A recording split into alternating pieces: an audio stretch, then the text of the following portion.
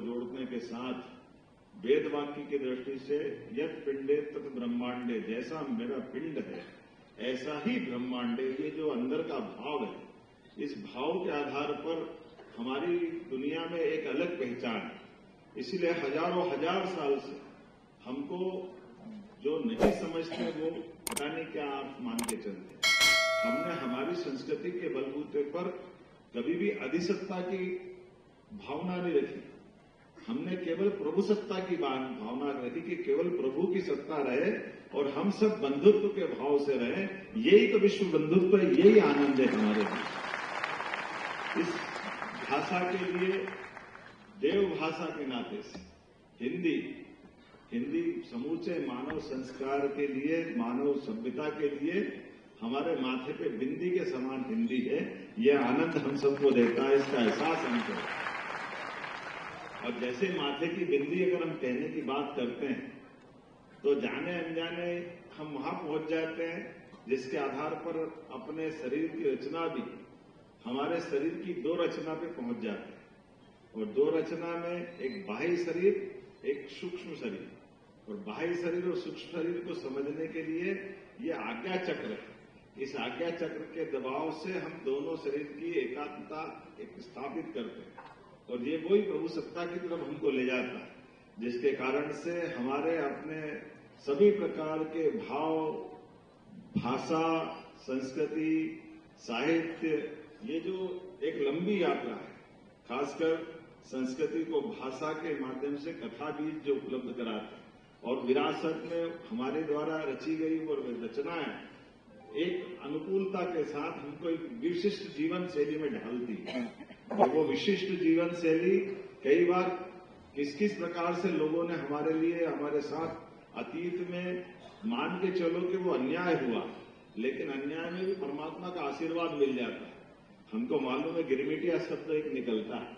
वो गिरमिटिया शब्द का मैं अभी बीच के अपने चतुर्वेदी जी से और इसे पूछ रहा था कि गिरमिटिया शब्द कहां से आया। सिद्धार्थ भाई से भी पूछा और उनसे भी, अपने कुलगुरु जी से भी पूछा। तो ये गिरमिटिया शब्द वास्तव में गिरमिटिया नहीं है, ऐसे विद्वान बताते हैं एग्रीमेंट के आधार पर लोगों को ले गए तो एग्रीमेंट से गिरमिटिया आ गया है। ये जो हमारे लिए लोगों को यहां से अंग्रेजों को ले जाना था और उनको अपने दूसरे खेती किसानी या बाकी कामों में जोड़ना था। अब इसको केवल इस भाव से समझ लो, एग्रीमेंट कब होता है, एक अच्छे सुयोग्य व्यक्ति को कहीं और ले जाके उपयोग करना, यही तो एग्रीमेंट होता है। आज की आपकी क्या होता है, ऐसे नादान को थोड़ी ले जाते। तो आप अच्छी खेती करने वाले थे, अच्छा पशुपालन करने वाले थे, अच्छे प्रकार से जीवन जीने के लिए गांव आबाद थे। तो यहां से नादान जो नहीं समझते वो योग्य लोगों को ले जाते ना एग्रीमेंट पे, तो उनको ले जाते ना अच्छे लोगों को। तो ऐसे सारे भारत से गए अच्छे ये हमारे राजदूत हैं। मैं इनको बधाई देना चाहता हूं जिन्होंने भारत का झंडा अपनी संस्कृति के माध्यम से अलग जगह पे इतने बड़े पैमाने पे भारत को पहुंचा दिया कि 70 देशों के अंदर आपने इस विश्व रंग को पहुंचाया। सच में रंग तो एक ही, रंग में दूसरा रंग भंग करते थे लोग, लेकिन रंग तो एक ही दिखाई देता।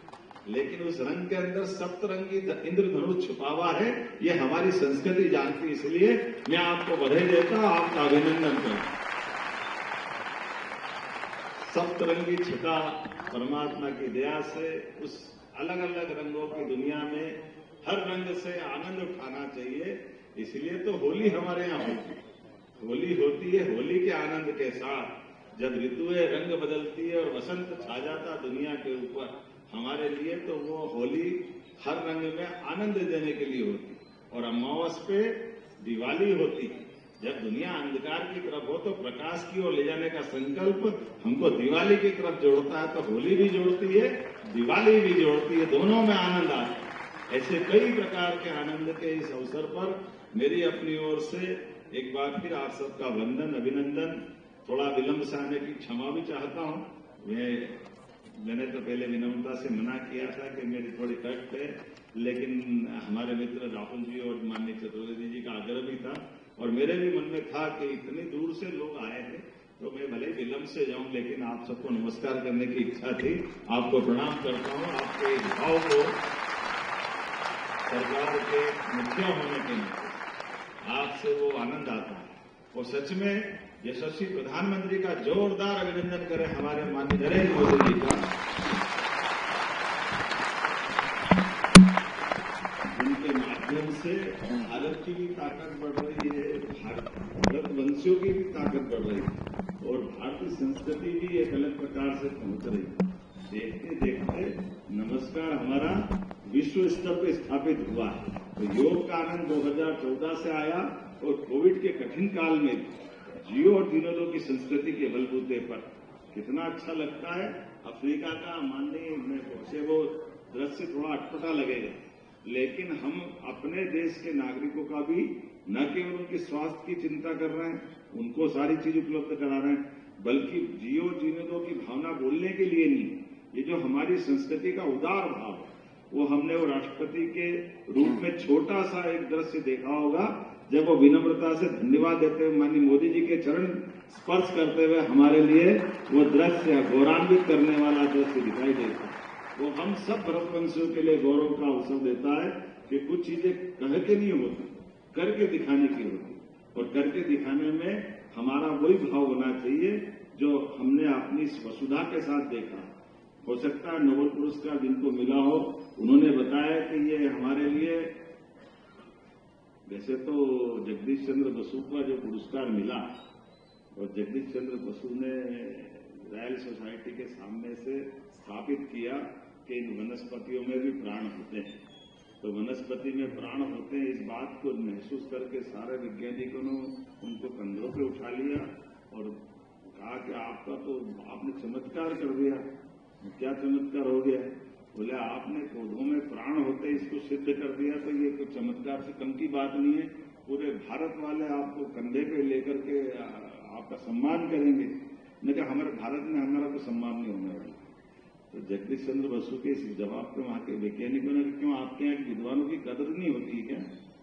तो उन्हें कदर तो आपसे ज्यादा होती है, लेकिन केवल आप लोगों को मालूम नहीं था कि पौधों में प्राण नहीं होता। भारत वाले गांव वाले सबको मालूम है कि पौधों में प्राण होते हैं, उनको कोई ये नई बात नहीं लगेगी। ये हमारे ऐसे जीवन के बहुत सारे रहस्य दुनिया समझती जाएगी, जानती जाएगी। हमारे इस विश्व रंग का और रंग बढ़े, समूचे ब्रह्मांड तक फैले, ये शुभकामना देते हुए मेरी बात समाप्त करता हूं। भारत माता की